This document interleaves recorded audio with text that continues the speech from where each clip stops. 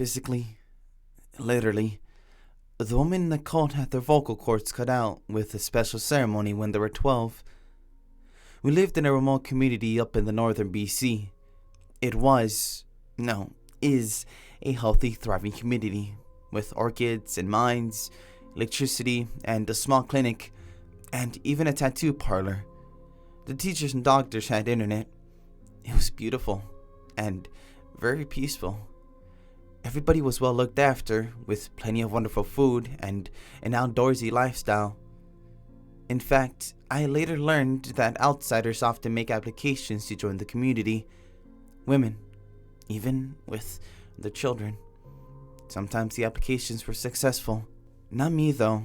I've been desperate to get out ever since the day I was 10, and my dad told me about the silencing. Dad was a teacher. I had wanted to become a teacher, like my dad. I'd grown up watching him prepare lesson plans, grade assignments with his thick, chunky red pens, discussing course content and pedagogy with his colleagues loudly and passionately. I was enthralled by it all and knew, as indeed my dad often said, there was nothing more noble and worthwhile than teaching and shaping the mind of the young. No wonder the men in our community were entrusted to be teachers. How ridiculous and backwards was the outside world with their female teachers and unsilenced women, always mired in instability and chaos. No wonder the outside was full of war, violence, debt, and poverty, with the woman always under a threat of assault. The teachers played us videos with current dates, clips from the news made by the outsiders themselves, showing how they treat their women. No wonder there was always a queue of women desperate to join us.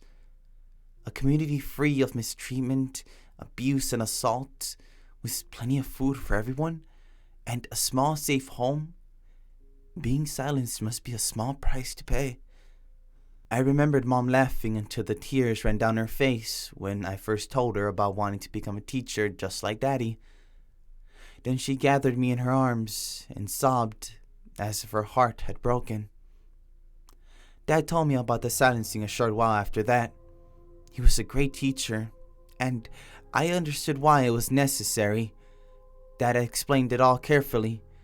The history, the benefits to the community, the evolution from a symbolic tattoo along the throat to an actual, painless clinical procedure which disabled the vocal cords permanently.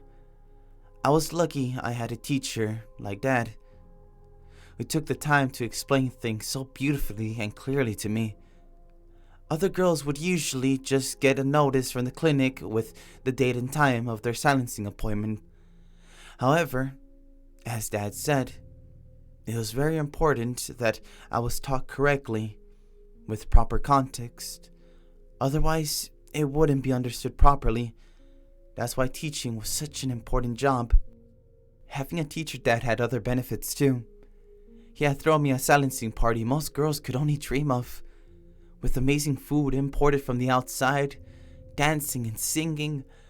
I had a gorgeous, fluffy, glittery, lacy dress, also bought specially from outside for the occasion, and all my friends had been so jealous as I shined through the day. I still remember that dress. But then it was over, and everyone went home. My silencing would take place tomorrow. I lay in the dark, unable to ignore the knot of fear that had been tightening in me all day. Well, all my life, really, since the day Dad told me about the silencing. As I lay there, thinking about the procedure tomorrow, which would permanently disable my vocal cords and silence me forever, the waves of fear breaking over me grew stronger. There was a slight tap on my bedroom door. I raised my head and called softly, "Yes?" The door opened and my mom glided quietly in. She was also dressed for bed, and despite the dark tattoo along her neck and throat was plainly visible. She had just chosen a plain line, as I would. Many silenced women chose elaborate designs for the neck tattoo they received after their silencing, but I wanted the same plain line across my neck as Mom had. She reached down for my hand. I whispered, "Mom, I'm scared." She started typing on her pad, which was always with her. "Please don't be scared, Eliza. It's over soon, and it doesn't hurt one bit. Just the tattoo afterwards a little bit." I read the glowing words, then I said, "Mom, I don't want to. I don't want to lose my voice." She looked so sad, and as she typed furiously, "Eliza, your dad had explained why it's like this here. You've studied examples of societies which don't have silencing. You know how terrible and miserably they are. We are such a peaceful, orderly society since we started silencing women. You know that." Dad yelled loudly, "Lisa, are you coming to bed?" Mom bent down for one last hurried kiss and then left my room. I was alone with my fears again. I couldn't help thinking about the outside, where women jabbered, chattered, gossiped, wheedled, manipulated men, and told stories, and yammered and protested, and wanted this and that and the other. Dad said it was a disgrace, and one day, maybe they would see the error of their ways and become like our community. But all these thoughts couldn't stop my fear from tomorrow, and my silencing. Dark hours passed as I stared at the ceiling. I still remember those hours, heavy like glue, silent. It must have been 2 a.m. when I heard a faint tap on my window. I sat up, putting aside my childish fears, and opened the curtain. An adult woman was behind the glass, smiling at me. Her neck tattoo was clearly visible in the moonlight, a beautiful design of roses and thorns. I didn't care about safety. My dread for tomorrow had desensitized me. I threw open the window. "Who are you?" The woman opened her mouth and spoke. Quietly, but still spoke. Her voice coming from her lips. "Hello, Eliza. Will you come away with me?" I had never seen a woman of that age with a neck tattoo who could talk. My jaw dropped. "Oh, what?" She started speaking rapidly. "Eliza, I know how you feel. We can take you away, outside. I can't explain much now, but if you want to, you have to come with me now. It will be a hard life, but you won't lose your voice.